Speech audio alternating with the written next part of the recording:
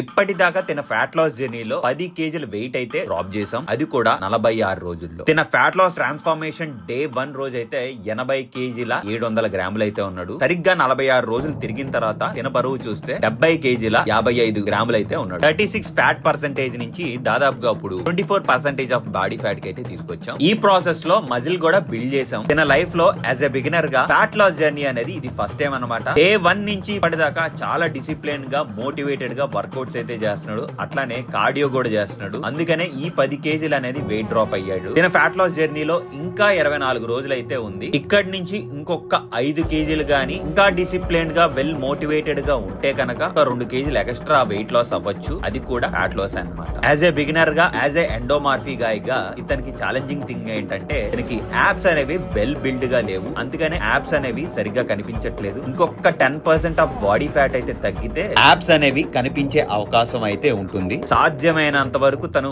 Extreme efforts అయితే పెడుతున్నాడు. Let's hope for the best. తిన జర్నీ నా వే ఆఫ్ ట్రైనింగ్ స్టైల్ నచ్చితే కనుక ఒక ఫాలో కొట్టేసి నెక్స్ట్ వచ్చే అప్డేట్స్ అన్నిటిని ఫాలో అయిపోయింది.